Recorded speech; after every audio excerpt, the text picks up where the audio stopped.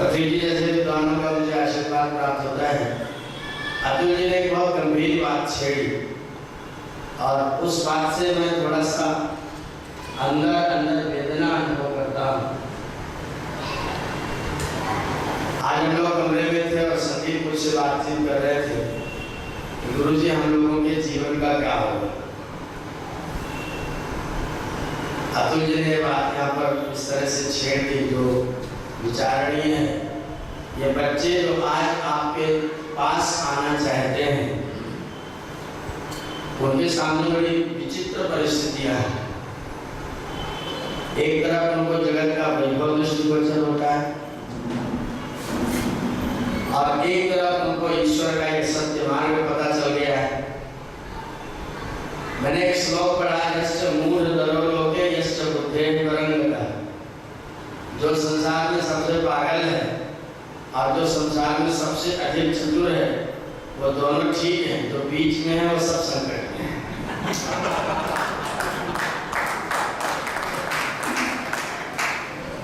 यश्च मूढ़धरो लोके, खाली मूढ़ नहीं, मूढ़धर है जो सोचता है कि जीवन क्या है। और या फिर जिसको जीवन का सार समझ में आ गया, आदरणीय पृथ्वी जी जैसे हो, ये दोनों तो सुखी है और जो बीच में है वो बेचारे दुखी है।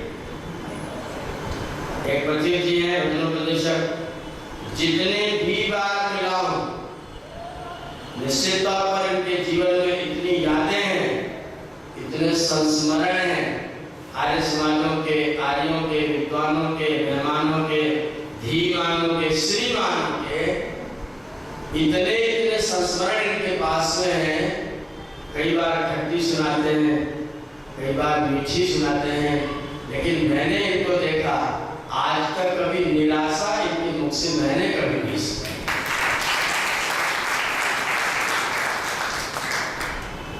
ये जो तुलना कर सकते हैं संदीप की गायकी को देख करके और कुंवर सुखलाल जी की गायकी को देख करके।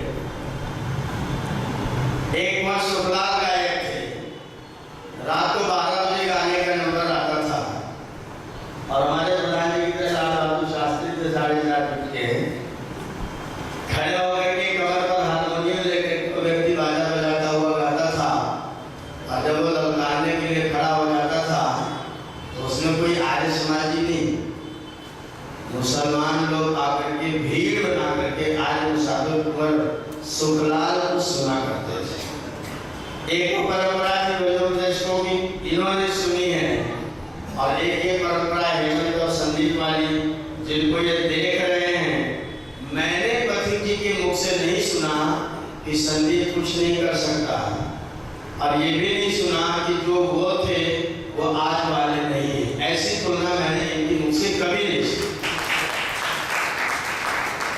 हमेशा छोटे बच्चों को आशीर्वाद और बड़े लोगों की प्रशंसा, छोटों को आशीर्वाद, बड़ों की प्रशंसा। कोई गलती देखी तो कमरे में बिठा के चुपचाप धीरे से समझा के, बेटा जिस रास्ते पर तुम चलने को तैयार हो रहे हो ये रास्ता साधारण नहीं, ये असाधारण रास्ता है। एक तरफ बहुत ऊंचा हाई लिविंग, बहुत ऊंची सोसाइटी हमारे सामने उपलब्ध है और एक तरफ ऐसे त्यागी तपस्वी लोग भी उपलब्ध हैं।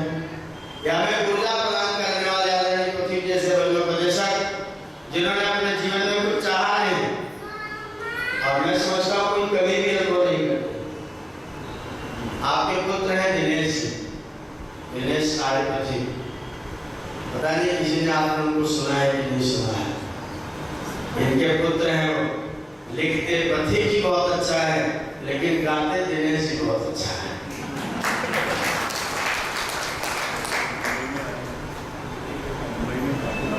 गायकी और संगीत का जो ज्ञान और जो कला दिनेश जी के पास में है, और वो जिस तरह से गाते हैं बस उसको सुन करके तो एकदम आनंदित हो जाते हैं।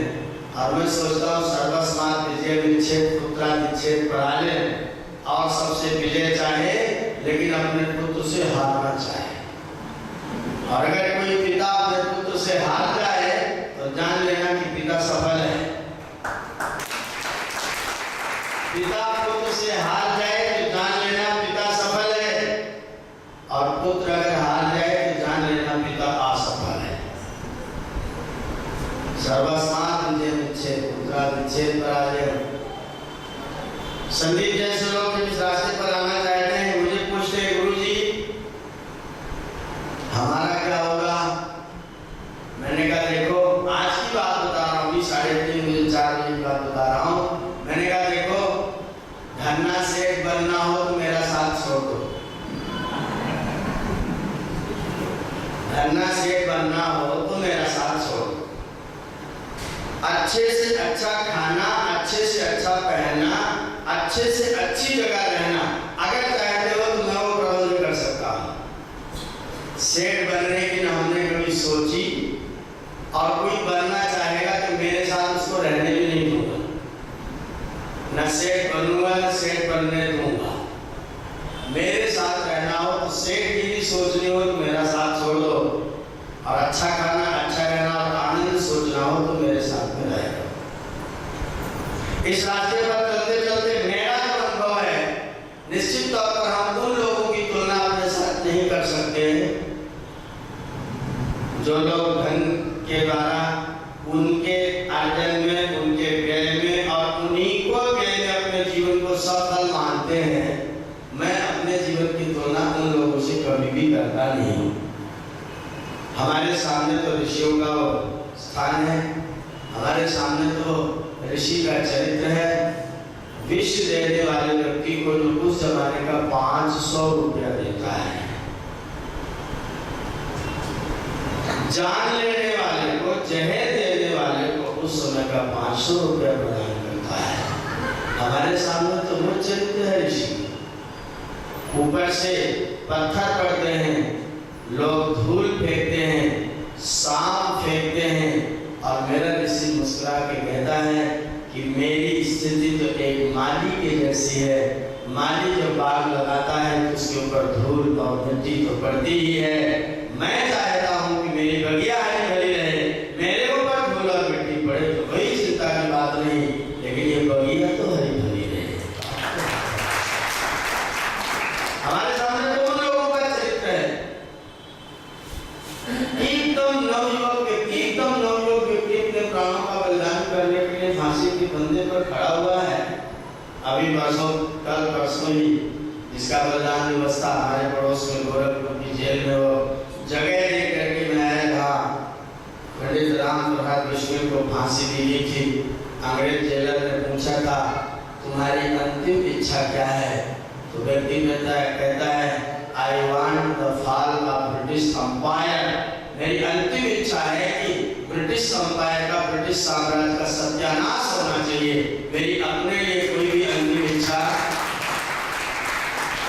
एक वो चरित्र हमारे सामने है, और एक चरित्र हमारे सामने है। कौन सा चरित्र चयन करें?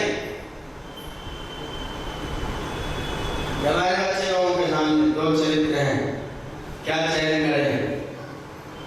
एक तरफ शारीरिक सुख है और एक तरफ आह्लाद है, आनंद है। ये सौभाग्य है, गौरव है कि मेरा जो रास्ता है वो एकदम सत्य रास्ता है, वेद का रास्ता है, पवित्र रास्ता है। इससे अधिक और सत्य कोई मार्ग संसार में कहीं पर हो नहीं सकता। एक तरफ ये सत्य का मार्ग है और एक तरफ वो बनावटी जीवन है। चयन करना है, कौन सा चयन करेंगे? हमारे यहाँ तो बड़ा विचित्र श्लोक लोगों ने लिखा है। निरक्षरान् दीक्षधनाधिनाथान्, निरक्षरान् दीक्षधनाधिनाथान् विद्या न हेया विदुषा कदाचन। आप भी समझ सकते हैं। निरक्षरान् दीक्षधनाधिनाथान्, धनाधिनाथान् निरक्षरान् दीक्ष, गैर पढ़े लिखे लोगों को धन का बहुत बड़ा मालिक देख करके विद्या न हेया विदुषा कदाचन, विद्वान को कभी अपनी विद्या को छोड़ना नहीं चाहिए। वारांगनां दीक्ष विभूषितांगे कुलांगनां कुलता भवति।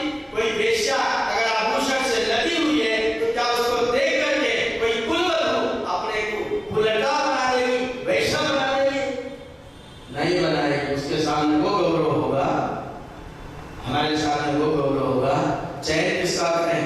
हम तो ऊर्जा प्राप्त करते हैं, हमारे सामने भी बातें आती हैं, लेकिन मैं सुख अनुभव करता हूँ, सुख अनुभव करता हूँ। और इसलिए निश्चित तौर पर समाज को जागरूक होना चाहिए। पहले के काल में ब्राह्मण को सुखी रखने का उत्तरदायित्व कौन निभाता था? राजा। राजा ब्राह्मण को सुखी रखने का उत्तरदायित्व निभाता था। कारण क्या था? कारण यह था कि राजा भी पढ़ा लिखा होता था। जो पढ़ा लिखा होगा वो पढ़े लिखे का मूल्यांकन करेगा, और जिसने पढ़ा लिखा नहीं हो वो पढ़े लिखे का मूल्यांकन कैसा करेगा? नहीं कर सकता। जब राजा पढ़ा लिखा था, वेद का विद्वान था, वेद का जानता था, तो वेद के विद्वान की कदर करता था और वो वेद के विद्वान का सम्मान करता था। आज जब बच्चे रास्ते पर चलेंगे तो राजा इनको कुछ देने वाला, तो इनको कौन पालेगा? आप पालेंगे, समाज पालेगा। क्या आपको संदीप जैसे गायक चाहिए? चाहिए। तो फिर इनका लालन पालन आपको करना पड़ेगा।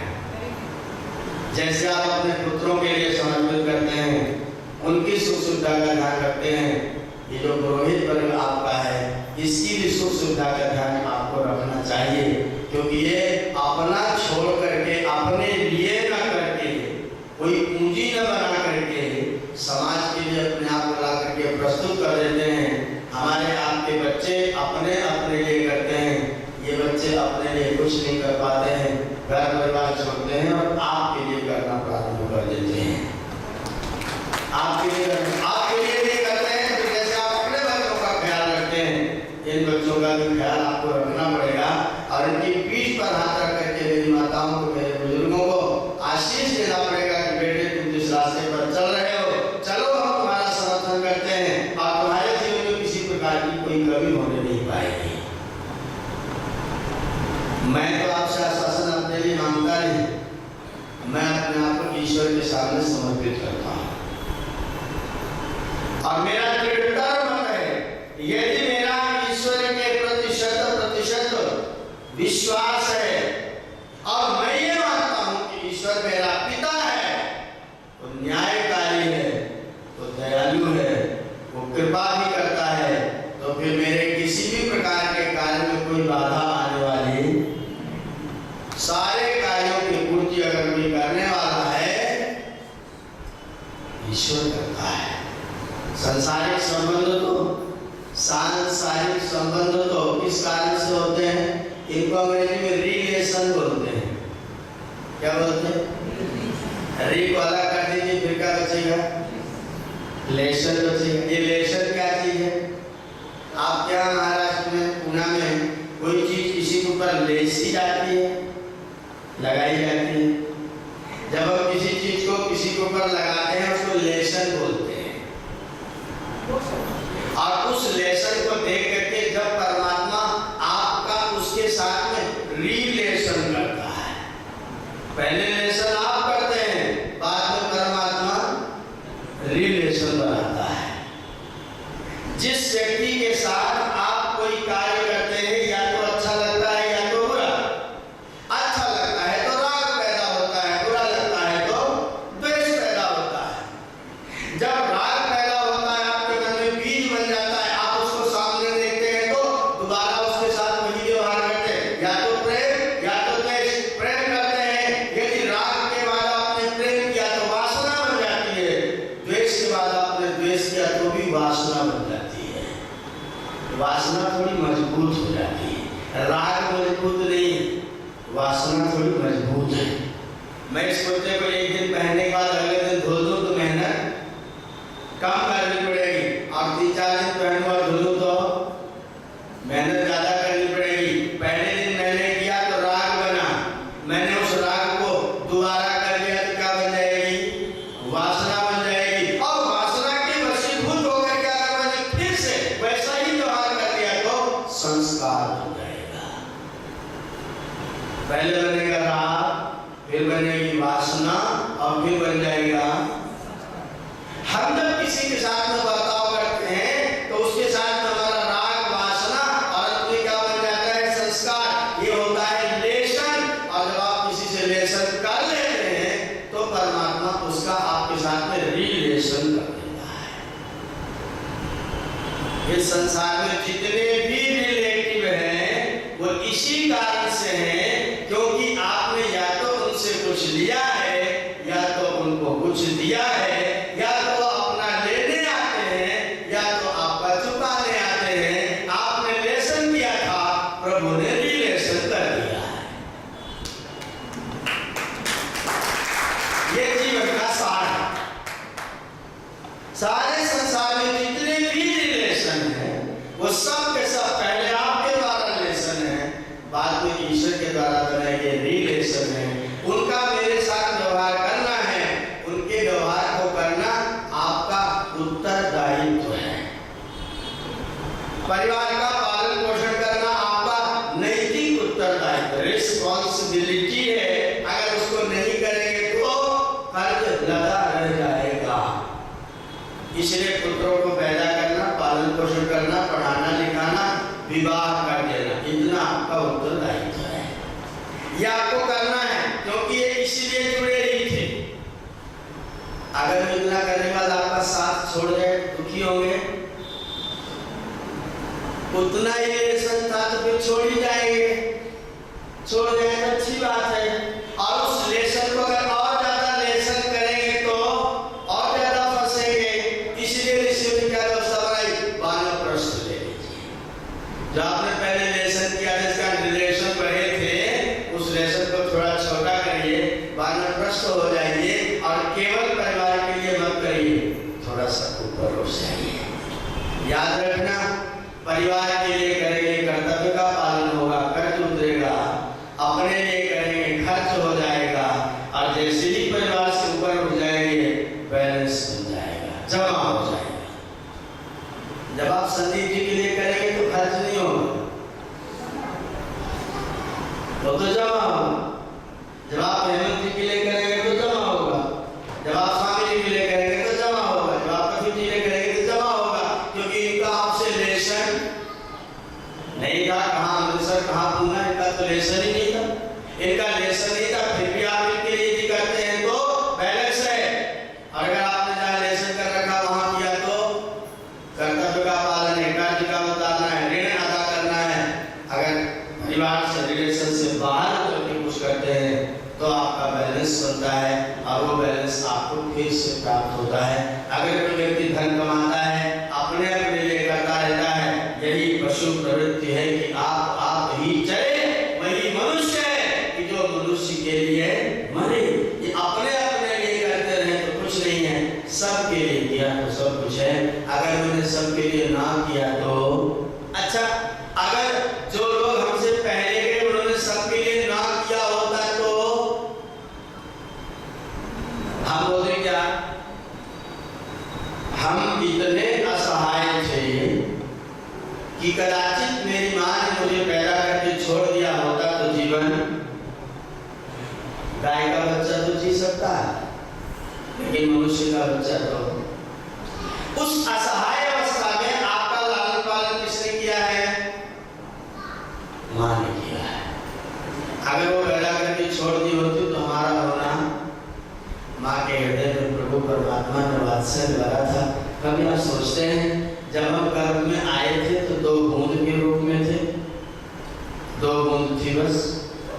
वो 2 बूंद के बाद में उन 2 बूंद के ऊपर एक छोटा सा कवर था। वो इतना पतला कवर है कि उंगली लग जाए तो छूट जाता है, टूट जाता है। झिल्ली थी जिसमें परमात्मा ने आपको पैक किया था। उस झिल्ली के ऊपर परमात्मा ने लगभग 3 लीटर पानी की एक थैली लगाई थी।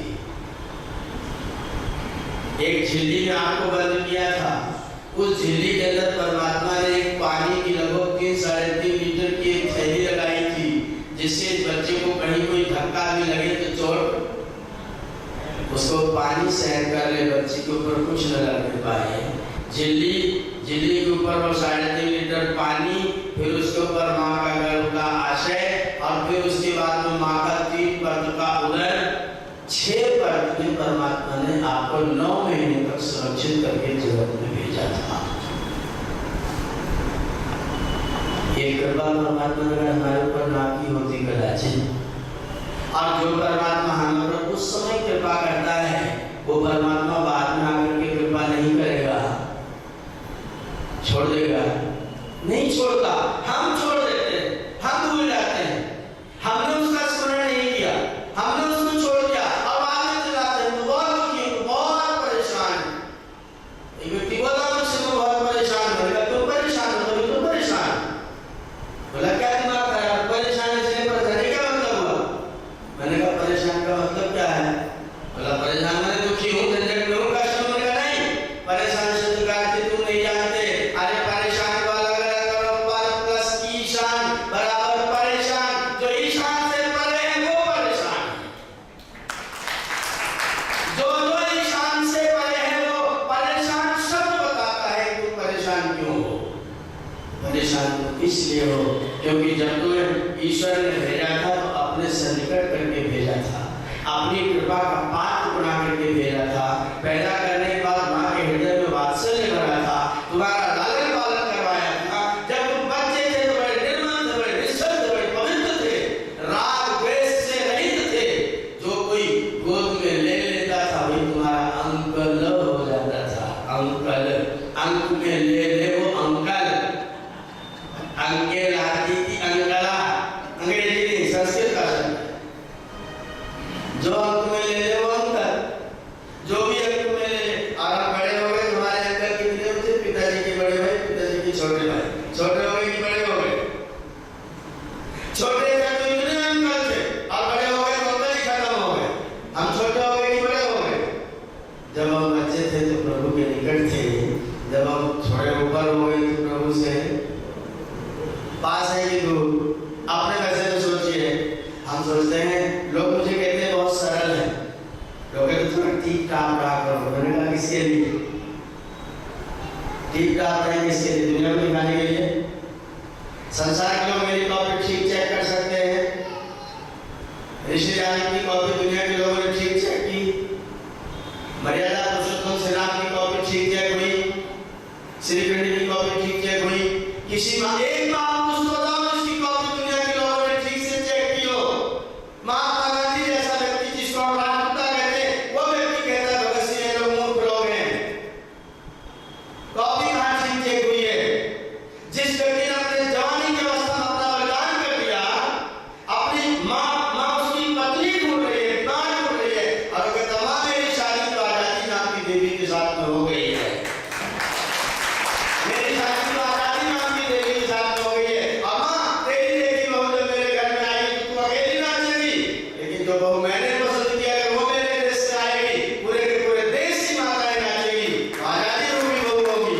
वो नौजवान लड़का अपनी फांसी पर जा रहा है, झूल रहा है देश की आजादी के लिए, और मेरे देश के लोग उसकी कॉपी चेक करें तो आतंकवादी, इनके दिमाग तो बिगड़े हुए हैं।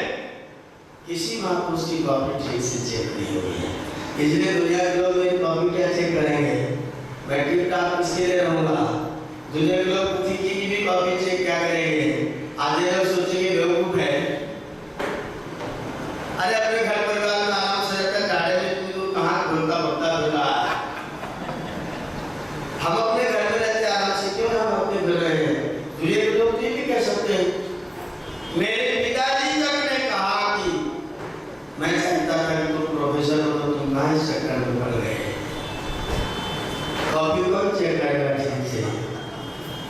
इसलिए हम तो अपनी कॉपी दुनिया के सामने नहीं रखते हैं। मैं तो अपनी कॉपी सीधा ईश्वर के सामने रखता हूँ, और रोज सुबह शाम रखता हूँ।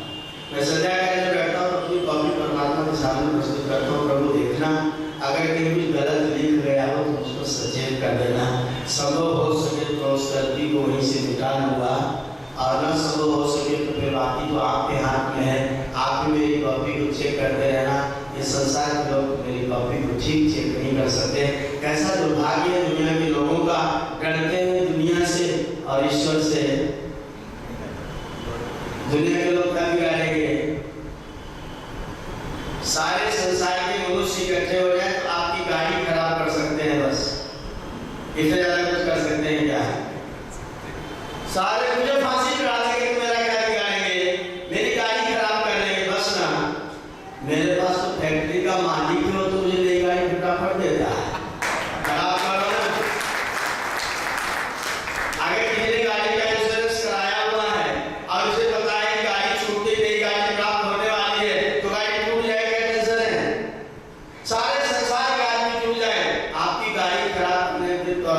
भी बिगाड़ नहीं सकते, लेकिन अगर प्रभु ही रुक जाए तो तब तो गाड़ी ही नहीं मिले, खराब क्या करो।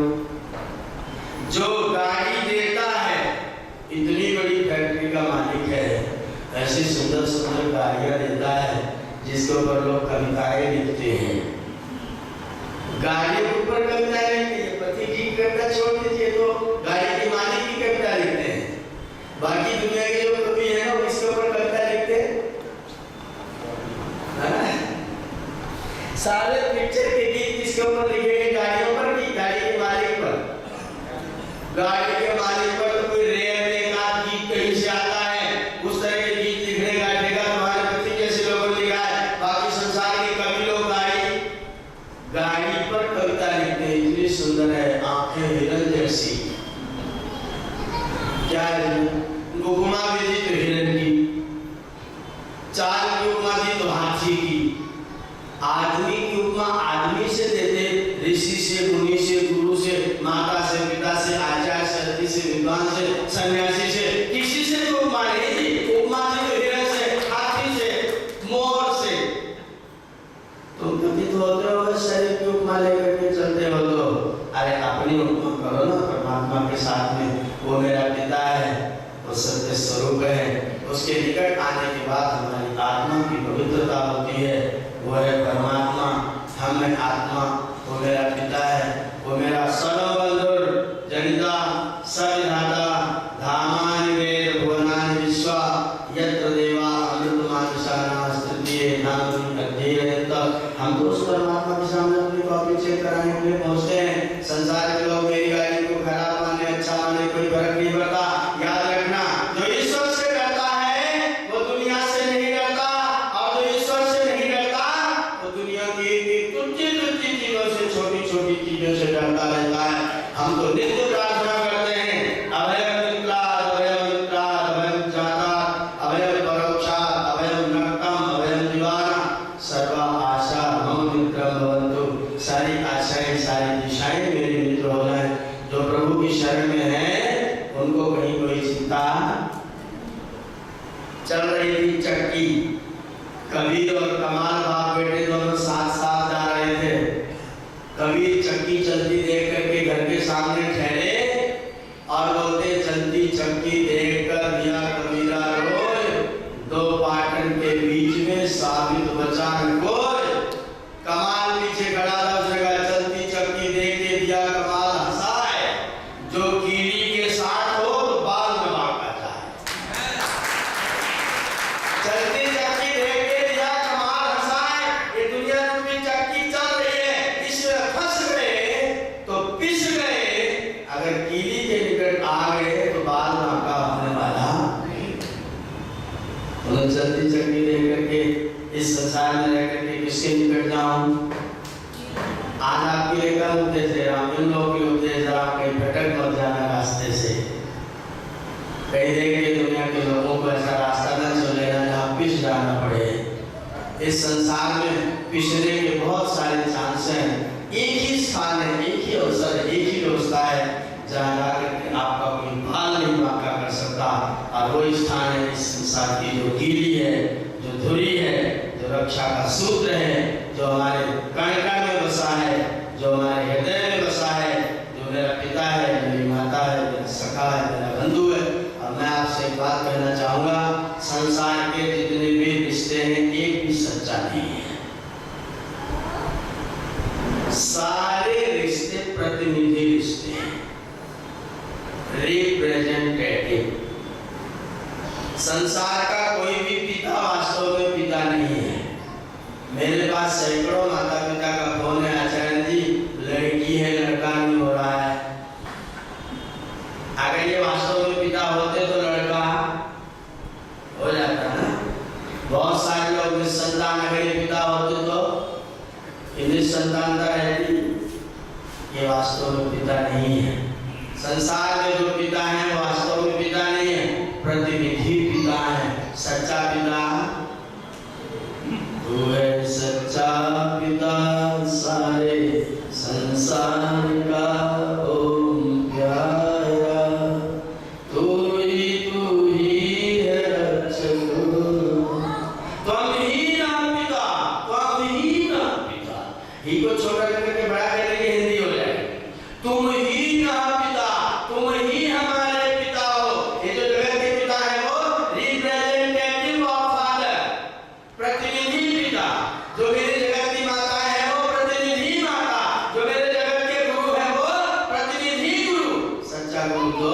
ईश्वर है, सच्चा भ्राता तो ईश्वर है, सच्चा बंधु तो ईश्वर है, सच्ची माता, सच्चा पिता, सच्चा भ्राता, सच्चा सखा, सच्चा जो कुछ भी सच्चा है तो ईश्वर है। बाकी सब कुछ प्रतिनिधि है। मैं भी उपदेशक नहीं हूँ, प्रतिनिधि उपदेशक। उपदेश देने वाला कौन है? मेरे एक मित्र हैं डॉक्टर जितेंद्र विद्यालय का, राजस्थान में प्रोफेसर है। कलकत्ता में हम लोग थे, मुझसे बोले आज क्या बोलोगे? मैंने कहा पता नहीं, मंच पे बैठूंगा तो देखूंगा आज क्या बोलूंगा। बोले पहले से कुछ नहीं सोचते। मैंने कहा मैं सोचता ही नहीं, और सोचूंगा तो पति जी विषय बदल देते हैं। मेरा स्वभाव है कि जो मुझसे पहले बोलेंगे मैं उनसे रिलेटेड लेकर के कोई ना कोई चीज चल पड़ूंगा, कोई बात नहीं उनके साथ साथ कह दूंगा। अगर इन्होंने कुछ और विषय छेड़ दिया होता तो मेरा कुछ और ही विषय हो जाता। मैंने कहा मैं तो पहले कुछ सोचता ही नहीं। बोले फिर बिना पहले सोचे बोलते कैसे हो? मैंने कहा ये तो पता नहीं। मंच पर बैठने के बाद विचार कहाँ से आते हैं? तो जितेंद्र मुझसे बोले तुमको तो लगता है इल्हाम होता है गद्दी पर बैठने के बाद, वो परमात्मा भेजता है तुमको क्या बोलना है। वास्तव में उपदेशक तो वो है, और प्रभु ने कह भी रखा है जो मैं इस कल्याणी वेदवाणी को अपने पुत्रों के लिए बोल रहा हूँ, तुम्हारे ऊपर ज्यादा कृपा है, मैं तुमको ज्यादा दे रहा हूँ, लेकिन अपने पास में रख मत लेना। सुनना तो सुनाना, पढ़ना तो ऐसा न करना कि सुन ले तो रख ले, पढ़ ले तो रख ले। पढ़ना तो पढ़ाना, सुनना तो सुनाना, यही तेरा परम धर्म है। अगर रख लेगा तो तेरा तो जाएगा और किसी का भी रहेगा। अपूर्वा कोटि कोशोयम विद्यते तो भारती व्ययतो वृद्धि मायाति क्षयम आयाति संचया। बटोरते हैं तो बढ़ जाता है, बटोरते हैं तो खर्च हो जाता है, और बांट देते हैं तो बढ़ जाता है। तो हम तो बैठते हैं जब बोलने के लिए, तो प्रभु का जो उपदेश होता है उसको बोलने की कोशिश करते हैं। मैं अपने हृदय का आंदोलन करता हूँ, प्रतिदिन परीक्षा करता हूँ और सोचता हूँ ये मैं अपने जीवन के जो भौतिक लक्ष्य निर्धारित करता हूँ वे लक्ष्य भी ईश्वर की कृपा से बड़ी आसानी से, बड़ी सहजता से पूर्ण हो जाते हैं। अगर आप केवल भौतिक रास्ते पर चलते हैं तो आध्यात्मिक छूटता है, और अगर आप वास्तव में वैदिक दृष्टिकोण के आधार पर आध्यात्मिक रास्ता अपनाते हैं तो भौतिक का सुख अधिक उठाते हैं और आध्यात्मिक भी आपका बना रहता है। ये सुंदर वेद का बड़ा सुंदर सामंजस्यपूर्ण रास्ता है। अध्यात्म के रास्ते पर चलिए, भौतिकता आपके लिए सुखद हो जाएगी, आप किसी वस्तु का अधिक आनंद ले सकेंगे। एसी में सोया हुआ व्यक्ति बाथरूम में नहाए, और सवेरे 5 किलोमीटर पैदल चला हुआ व्यक्ति बाथरूम में नहाए, दोनों के नहाने का असर एक जैसा कि अलग अलग? नहाने का अधिक आनंद कौन लेगा? एसी वाला कि चलने वाला? चलने वाला नहाने का अधिक आनंद लेगा। जो इस रास्ते पर चला होगा उस रास्ते पर चलेगा तो भौतिकता के सुख को भी ज्यादा अच्छा प्राप्त करेगा, भौतिकता भी बनी रहेगी और आध्यात्मिकता भी नहीं छूटेगी। अगर आपने अध्यात्म को छोड़ दिया और भौतिक रास्ते को अपना लिया तो पूरा का पूरा जगत तो आपके सामने होगा, लेकिन ये जगत भी कैसा है? एक न एक दिन तो आंखें बंद होंगी, और आंखें बंद होने पर सब कुछ। राजा भोज कविता बना रहे थे, तुझे एक श्लोक समाप्त कर रहा हूँ। राजा भोज रात को 2 बजे जग गए। संस्कृत के बहुत बड़े कवि थे।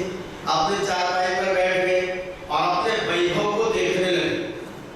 कमरे में बैठे बैठे वैभव को सोच रहे हैं, मेरे घर में क्या क्या हालत है, कैसी कैसी स्थिति। बड़े भारी भारी घोड़े मेरे घुड़साल में बने, हाथी मेरे हस्तिशाला में बने हुए, चेतो हलाजी बतलो सिरदो अनुकूला, मित्र बड़े अनुकूल हैं, और हमारे राज्य में स्त्रियां हैं बहुत